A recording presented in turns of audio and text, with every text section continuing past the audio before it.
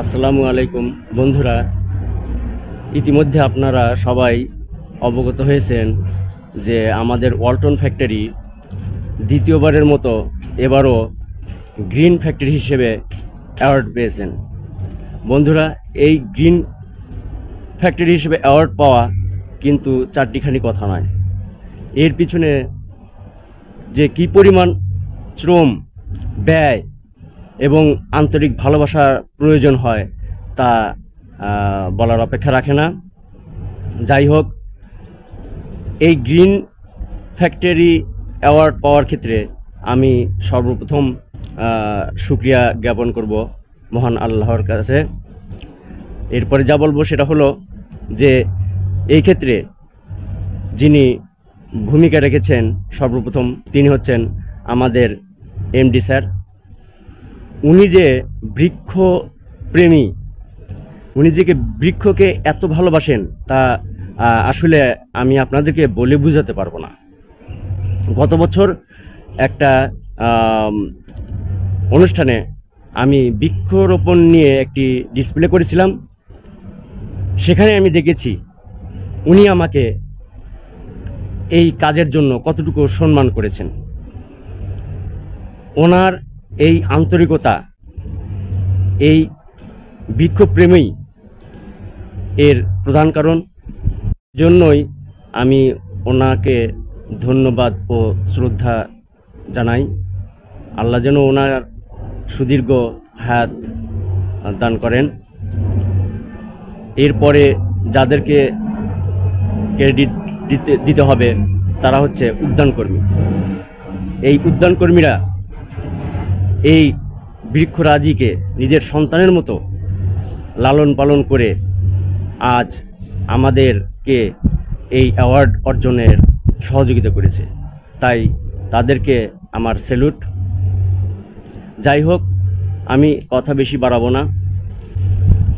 আমাদের জাতীয় ফল কাঁঠাল, সেই কাঁঠাল গাছ দিয়েই আমি শুরু করব আমাদের ফ্যাক্টরিতে কী পরিমাণ দেশি বিদেশি গাছ আছে এবং কেনই বা এই ফ্যাক্টরিকে গ্রিন ফ্যাক্টরি হিসেবে অ্যাওয়ার্ড দেওয়া হয়েছে তারই ধারাবাহিক প্রচার আজকে আমার প্রথম পর্ব। সবাই দেখতে থাকুন।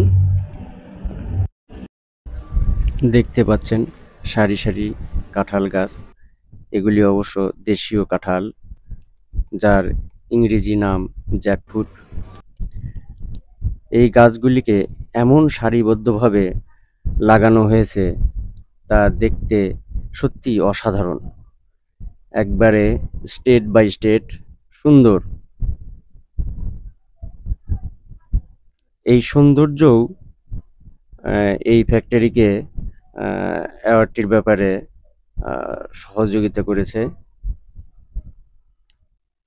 দেখুন গাছে কাঁঠাল ধরেছে, দেখুন কাঁঠালগুলো সত্যি আপনারা যদি দেখেন, এই গাছটিতে প্রচুর পরিমাণে কাঁঠাল ধরেছে। আর কাঁঠালের গায়ে দেখবেন যে এই যে সাদা সাদা দাগগুলি, এগুলি অবশ্য চড়ুই পাখির বিষ্ঠা, কারণ এই গাছটিতে চড়ুই পাখি রাত্রিতে আশ্রয় নেয়। একটি কথা বলে রাখি আপনাদেরকে, শুধু বৃক্ষই নয়, আমাদের ফ্যাক্টরি প্রত্যেকটি প্রাণীর ব্যাপারেই সচেতন। এখানে প্রচুর পরিমাণে পাখির বসবাস এবং এই পাখিদেরকে বসবাস উপযোগী করতে আমাদের ফ্যাক্টরি যে উদ্যোগ নিয়েছে সে ব্যাপারে অন্য একটি ভিডিওতে আপনাদেরকে দেখাবো। যাই হোক, দেখতে থাকুন আমাদের কাঁঠাল গাছের সৌন্দর্যমণ্ডিত একটি দৃশ্য। সবাই দোয়া করবেন আমাদের এই ফ্যাক্টরিটা যেন পৃথিবীর ইতিহাসে স্থান করে নিতে পারে। সবাইকে ধন্যবাদ।